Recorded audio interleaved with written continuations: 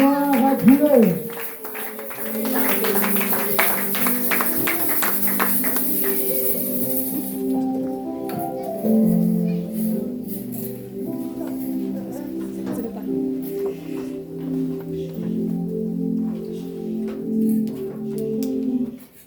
Bonjour bien-aimés. Que la grâce et la puissance, l'amour de Dieu soit avec chacun de nous. Merci beaucoup. Nous disons merci à notre Dieu qui ne fait rien au hasard, qui nous a réveillés, qui nous a bénis, qui nous a donné la force avec laquelle nous nous retrouvons en ce lieu. Les dimanches passés, nous avons parlé, en puisant dans notre thème de l'année, « Je n'ai point honte de l'Évangile, c'est une puissance de Dieu. Pour quiconque croit, les Juifs et les Grecs. Je n'ai point honte de l'Évangile, c'est une puissance de Dieu. » Nous avons vu Jean-Baptiste, celui qui était né dès le sein maternel, il était rempli du Saint-Esprit. Et comment il a douté. Il a douté parce qu'il a regardé à ses propres intérêts. Lui qui a préparé les chemins du Seigneur, à un moment donné, il s'est posé des questions. Est-ce lui, la même personne pour laquelle j'ai préparé les chemins, ou c'est quelqu'un d'autre qui devrait venir pour les remplacer? Parce qu'à l'époque, Jean-Baptiste pensait que Jésus-Christ devait venir pour établir son royaume, devenir roi et de libérer de la servitude romaine. Et il a constaté que ce n'était pas le cas. La délivrance dont Jésus-Christ nous apporte, elle est tout d'abord spirituelle. Et elle nous transforme, elle fait de nous de nouvelles créatures. Voilà pourquoi, dès Corinthiens 5, 17 dit, si quelqu'un est en Christ, il est devenu une nouvelle créature. Les choses anciennes sont passées et voici, toutes choses sont devenues nouvelles. Nous avons vu les conséquences des doutes. Quand on doute, on s'éloigne de la foi, on s'éloigne des promesses de l'Éternel Dieu des armées. Cet après-midi, le Seigneur a voulu que nous puissions parler dans Matthieu 24, verset 14. Nous sommes toujours dans « Je n'ai point honte de l'Évangile », c'est une puissance de Dieu. Et je puise un sous-thème dans Matthieu 24, 14. Nous allons nous lever pour lire cette parole qui est dans Matthieu 24, verset 14. Je lis la parole de l'Éternel Dieu des armées. Cette bonne nouvelle du royaume sera prêchée dans le monde entier pour servir de témoignage à toutes les nations. Alors viendra la fin. Amen. Nous pouvons nous mettre bien-aimés. Cette parole, cette bonne nouvelle doit être annoncée dans le monde entier à toutes les nations. Et après viendra la fin. La fin du monde. La fin de toutes choses. Bien-aimé, Paul dit que je n'ai pas honte de l'Évangile. En parcourant dans Galates, Paul, cet homme qui était zélé, il combattait tout cela qui courait derrière Jésus-Christ, qui avait la doctrine de Jésus-Christ. Paul s'opposait à ce qu'on dise que l'homme est sauvé par la grâce en Jésus-Christ par les moyens de la foi. Pour lui, l'homme est sauvé par les œuvres. Chacun devait fournir ses efforts pour être sauvé. Mais lorsqu'il a rencontré celui qui l'a protégé, l'a choisi avant la fondation du monde, dès le sein maternel, qui l'a protégé, quand il a rencontré ce Jésus sur les chemins de Damas, le langage de Paul a changé. Il a compris qu'il s'est trompé, que l'homme n'est pas sauvé par les œuvres. Parce que la Bible dit, tous ont péché et sont privés de la gloire de l'Éternel. Et que le salaire du péché, c'est la mort. Malgré les 10 commandements, et en lisant dans Deutéronome, on verra encore, il y a à peu près 500 commandements, lois qu'on devait encore respecter. Personne ne pouvait s'approcher de Dieu. Ces œuvres qu'on accomplissait ne pouvaient pas apaiser la colère de l'Éternel Dieu des armées. Voilà pourquoi Jésus-Christ est venu. Jésus-Christ n'est pas venu pour qu'on le voie. Jésus-Christ n'est pas venu pour qu'on sache de quelle race il est. Jésus-Christ est esprit parce que Dieu est esprit. Mais dans l'amour de l'Éternel Dieu des armées, Jésus-Christ est venu parce que Dieu t'aime. Dieu t'aime. Et cet après-midi, j'ai intitulé « Tu as une part de responsabilité pour l'arrivée de la fin du monde ». Chacun de nous a une part de responsabilité pour l'arrivée de la fin du monde. Tu veux que les choses changent, que nous sommes dans un monde meilleur. Ça appartient à toi et à moi d'y travailler. Voilà pourquoi Matthieu 24, 14 nous dit, cette bonne nouvelle sera prêchée à toutes les nations. Et qui va prêcher cette bonne nouvelle à toutes les nations? Les Pierre, les Jean, les Jacques, les Paul ont fait leur part. Cette parole s'adresse à toi et à moi qui sommes vivants en ce lieu. Paul a compris que Jésus-Christ est venu pour apaiser la colère de Dieu.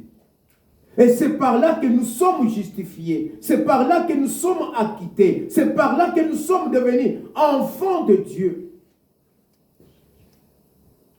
Nous devenons enfants de Dieu, non par nos œuvres. Nous devenons enfants de Dieu par la grâce de Dieu en Jésus-Christ. Et nous recevons cette grâce-là par les moyens de la foi. Amen. Amen. C'est ainsi que nous devenons enfants de Dieu. Il n'y a de salut en aucun autre si ce n'est qu'en Jésus-Christ.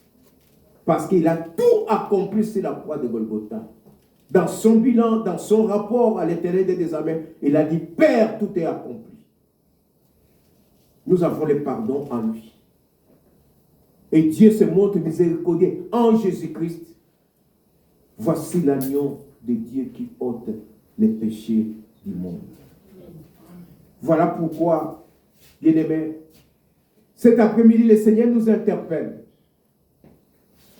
Nous interpelle comme Paul, lorsqu'il a réalisé et que auprès de ses confrères qui les connaissaient, zélés pour combattre le christianisme, pour combattre ceux-là qui suivaient Jésus-Christ, il était applaudi. Mais à un moment donné, quand il a rencontré Jésus-Christ, il a compris que tout est grâce, que ce n'est pas la grâce qu'on vit, qu'on peut s'acheter une maison, qu'on peut avoir un mariage, qu'on peut avoir une maison, qu'on peut avancer, aller de l'avant. Il a dit, moi, je n'ai plus honte de l'évangile. Que vous m'insultiez, que vous me chassiez, que vous fassiez quoi que ce soit, moi j'ai compris que c'est par Jésus-Christ que je suis devenu enfant de Dieu. C'est par Jésus-Christ que je suis devenu libre. Que c'est par Jésus-Christ que j'ai la vie éternelle. C'est par Jésus-Christ que mon nom est inscrit dans les livres de vie. Alors, il ne pouvait plus se taire.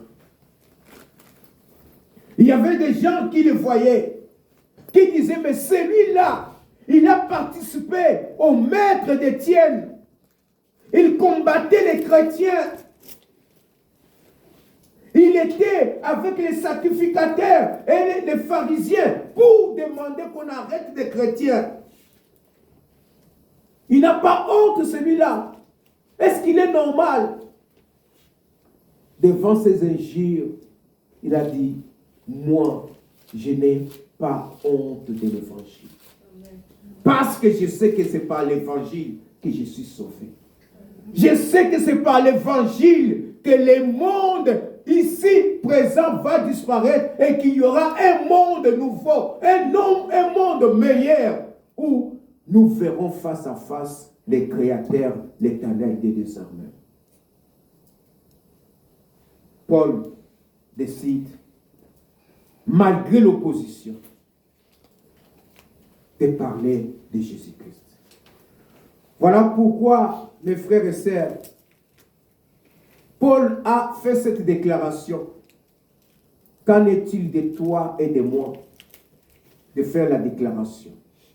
Parce que ce n'est pas seulement des problèmes des pasteurs, des prophètes, des apôtres, des évangélistes. Cette responsabilité est accordée à tout un chacun de nous.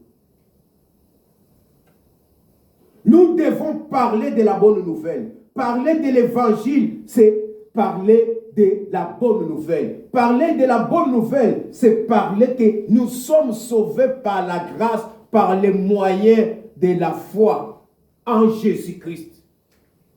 Je ne pourrais pas me taire. Quelqu'un qu'on peut considérer un mauvais, il peut devenir meilleur. C'est ce que Jonas, quand il voyait ce qu'on faisait à Ninive, il dit, je ne pars pas leur parler du Seigneur. Pourquoi? Parce qu'il savait que s'il leur parlait de Jésus-Christ, ces gens-là seront sauvés. Je ne veux pas parler de Jésus-Christ à ces personnes-là. Et peut-être dans ta vie, il y a des personnes à qui tu ne veux même pas parler du salut pour qu'ils ne soient pas sauvés. Mais sache une seule chose, mon frère, ma soeur, que l'Éternel ne fait rien au hasard. Nous avons une responsabilité de parler de Jésus-Christ. Il y a certaines personnes que Dieu a préparées qui recevront Jésus-Christ, qui changeront leur vie, que lorsque toi, tu t'élèveras et tu leur parleras.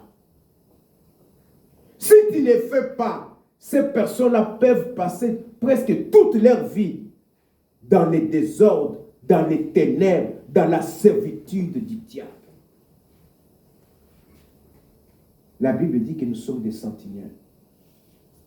Si j'ai honte de parler, peut-être que c'est ta femme, peut-être que c'est ton mari, peut-être que c'est ton enfant, ton patron, ton professeur, ton ennemi, ton voisin ou ta voisine qui attend à ce que toi tu lui parles de Jésus-Christ. Si tu ne le fais pas, personne d'autre ne le fera. Et s'il est prévu dans le plan de Dieu qu'il soit sauvé, il sera sauvé et tu vas priver cette personne-là de recevoir des récompenses dans la cité céleste. Paul, ayant compris cela, il a déclaré, je n'ai point honte de l'évangile. Ce que moi, Paul, j'étais, ce que j'ai fait, je ne le considère plus. Parce que celui qui m'a aimé, c'est lui en qui je crois, il m'a pardonné tous mes péchés et je suis clean. Il n'a pas considéré ce que moi j'ai fait. Il a pris tout cela, Il a porté ça dans son corps sur la croix de Golgotha. Et il m'a rendu libre. Voilà pourquoi, frère bien-aimé, que tu saches que toi seul as le pouvoir, ainsi reçu la grâce d'atteindre certaines personnes dans la vie. Ne néglige pas les personnes que tu rencontres dans ta vie. Ne néglige pas les circonstances qui t'arrivent dans la vie.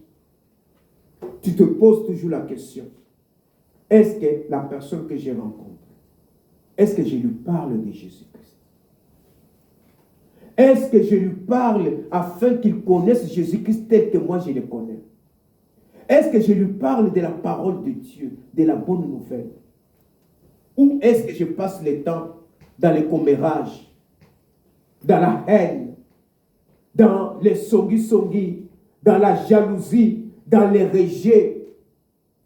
Ou j'amène cette personne, parce que cette personne qui est à tes côtés, c'est Dieu qui l'a mise à côté de toi pour votre édification commune, pour que tu lui parles de Jésus-Christ.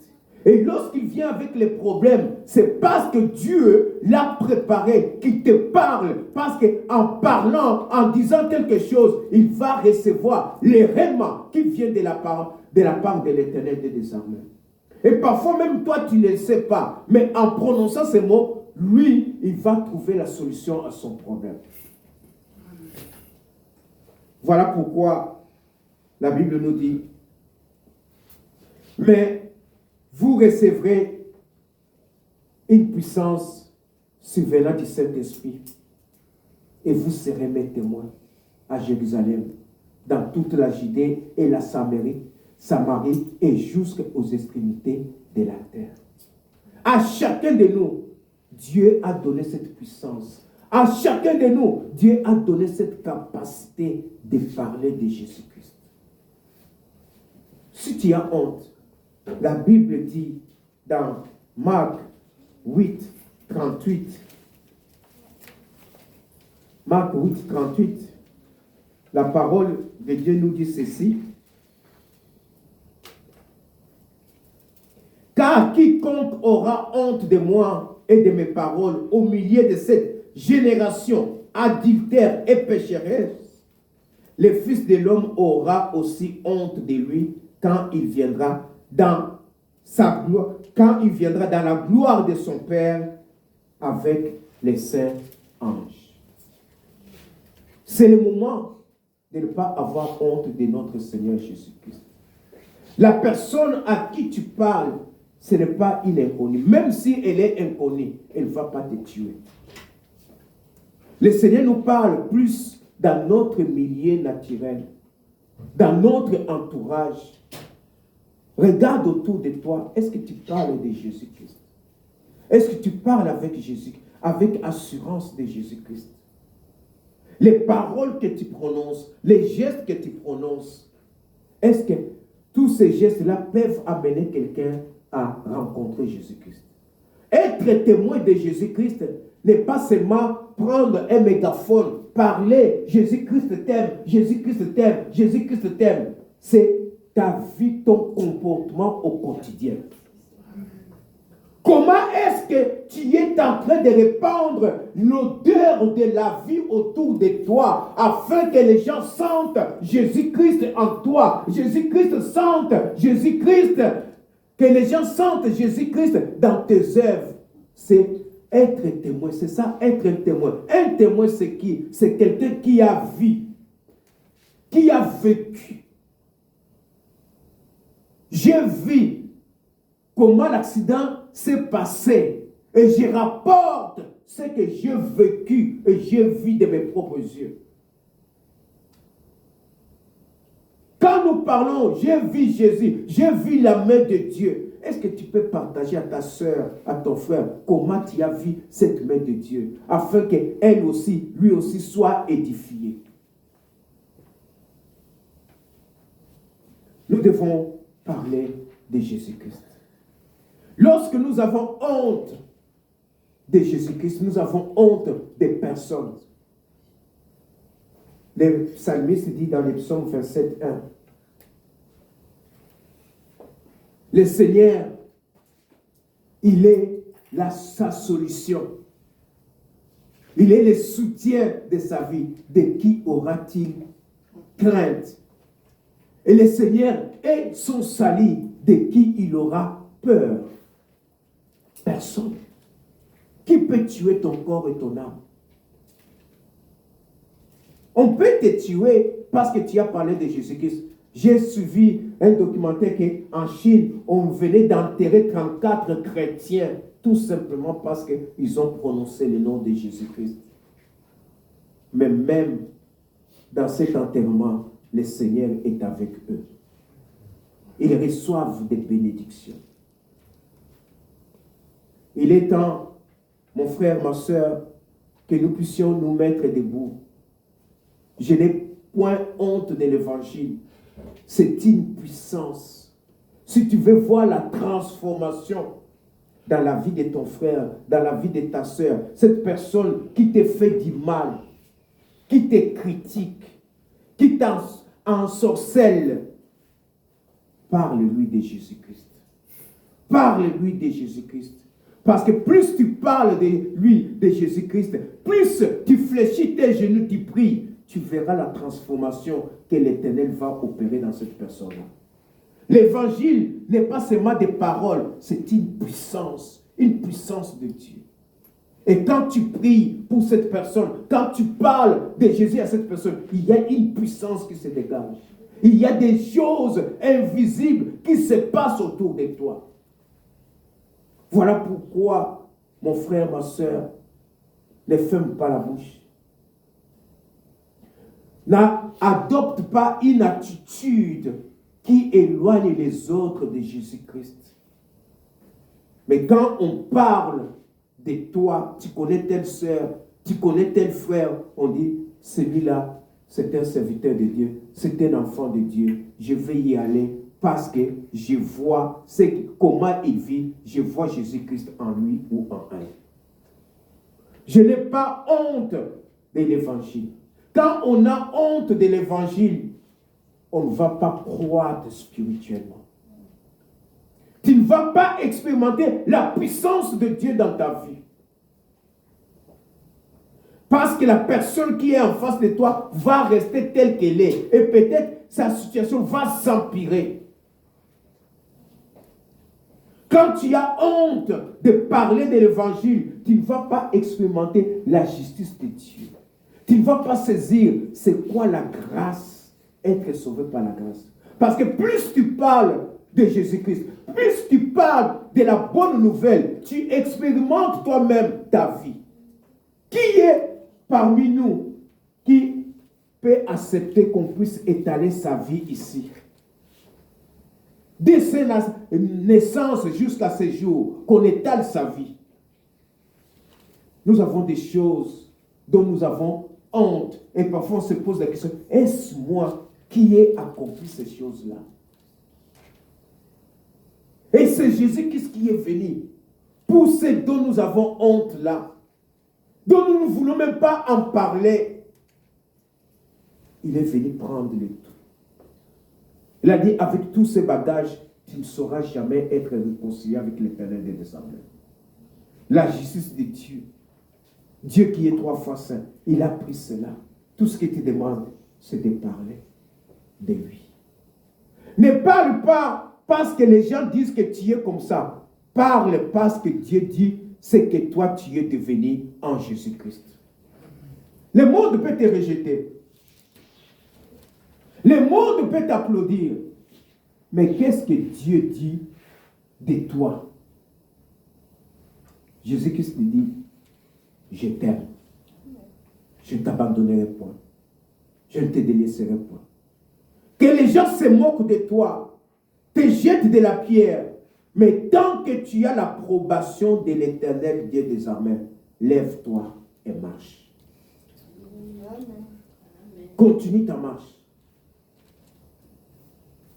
Parce que celui qui sonde le cœur et les reins est juste dans sa justice et dans son jugement.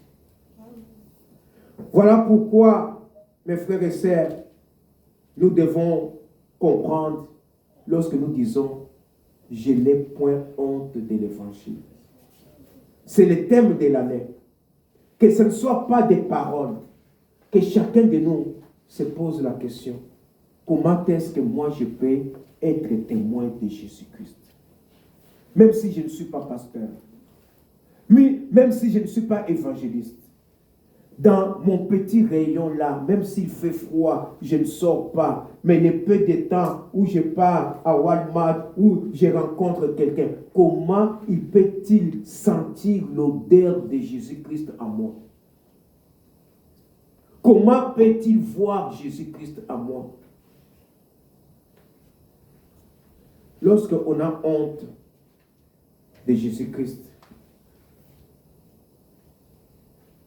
on manque d'assurance. Vous verrez des personnes, non, on a vu un miracle telle part, il part. À telle chose, il abandonne. À telle, parce qu'il n'a pas d'assurance.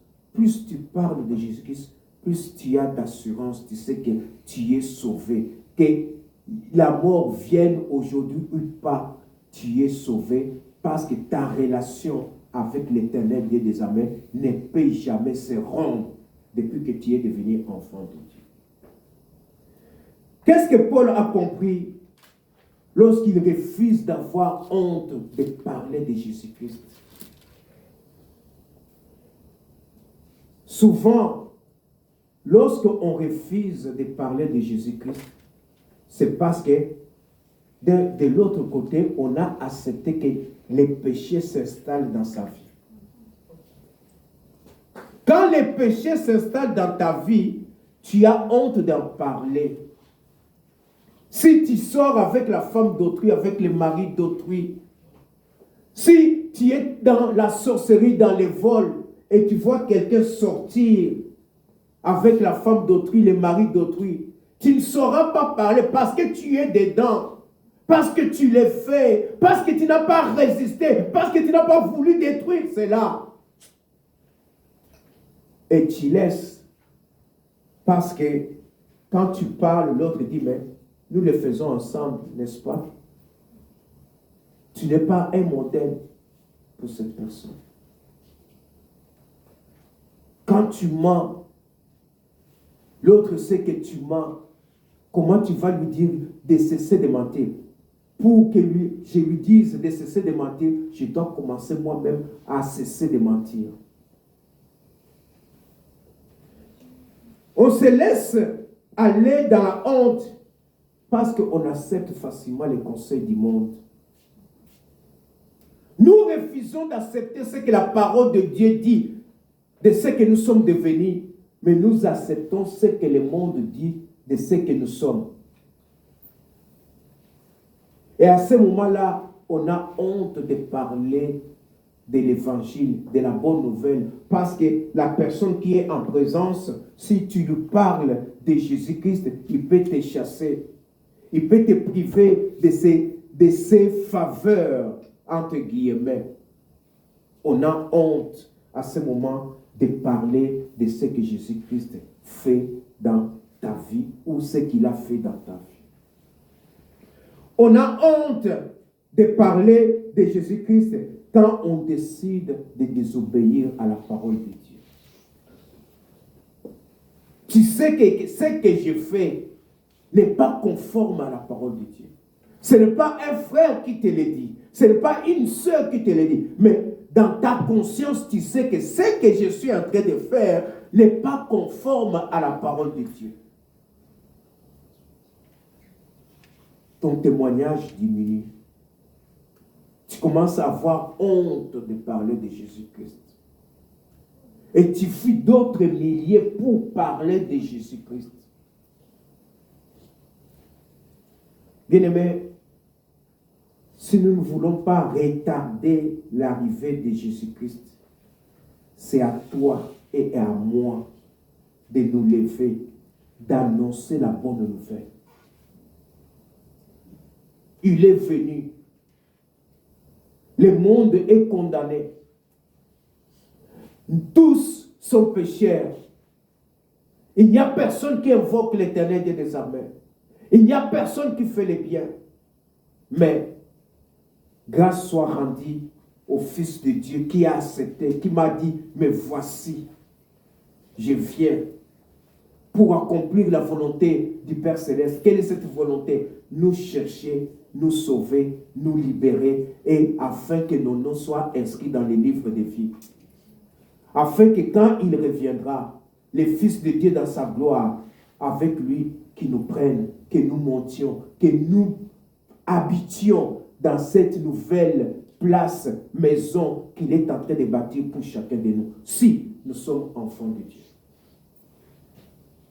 Paul ayant compris cela, il a dit, je n'ai pas honte de l'évangile.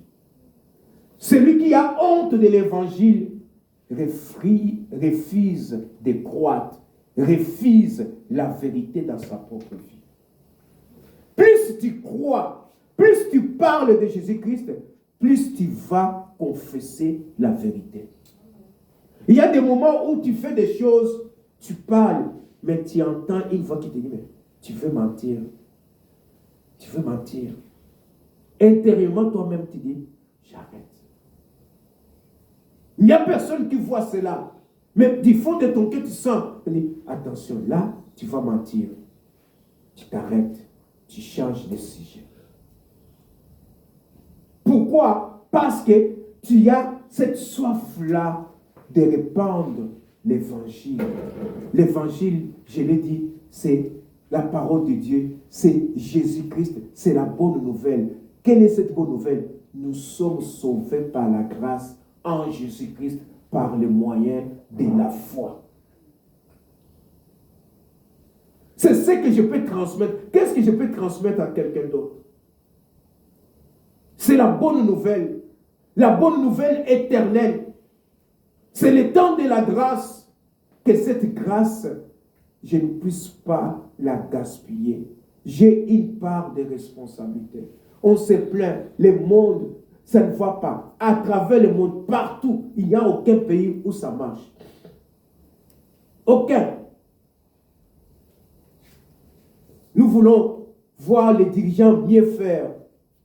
Ils peuvent faire si toi et moi, nous répandons la bonne nouvelle.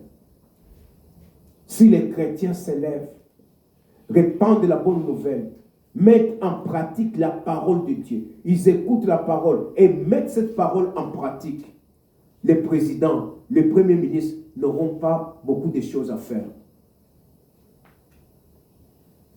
Parce que les chrétiens sont des lumières et la sel du monde, les sels du monde.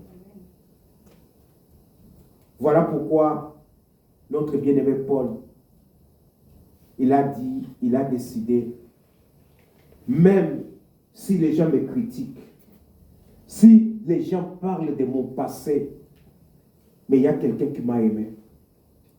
Quand il m'a aimé, il n'a pas tenu compte de mon passé. Il a pris son sang, il m'a lavé, il m'a purifié et je suis clean. Il se peut que tu as fait des choses dans ta vie. Et lorsque tu songes à ces choses-là, tu as honte. Mon frère, ma soeur, Jésus-Christ n'est pas venu pour des bonnes personnes. Peut-être tu te crois que tu es la pire des personnes. Et pourtant, peut-être le pasteur est la pire des personnes. Tel prophète est la pire des personnes. Mais s'il est debout, si tel est debout, ce n'est que par la grâce du Fils de Dieu qui a accepté de répandre son sang pour que cette personne-là soit lavée et que toutes ses iniquités soient effacées. N'ayez pas honte de proclamer l'évangile. N'ayons pas honte de témoigner de Jésus-Christ, de ce qu'il a fait dans notre vie. Ne nous taisons pas. Si nous voulons avancer, parlons de Jésus-Christ. Plus tu parles de Jésus-Christ, plus tu avances, plus tu crois, plus tu vis dans la vérité, plus tu manifestes, tu vas vivre, expérimenter, allais-je dire, la puissance, l'amour, la miséricorde, la générosité de l'Éternel Dieu des armées dans ta vie. Il t'aime, il t'aime, il t'aime tel que tu es. Lève-toi, proclame l'évangile, proclame la bonne nouvelle. N'aie pas honte de celui qui t'a fait du bien. Celui qui t'a fait du bien, il s'appelle Jésus-Christ. Il n'est pas venu te juger, il est venu te faire du bien. Et il t'attend, il est parti te préparer une place afin que là où il est, tu y sois. N'aie pas honte de proclamer l'évangile, de la grâce. Nous ne sommes pas sous la loi, mais nous sommes sous la grâce. Que l'Éternel bénisse sa parole. Amen. Amen.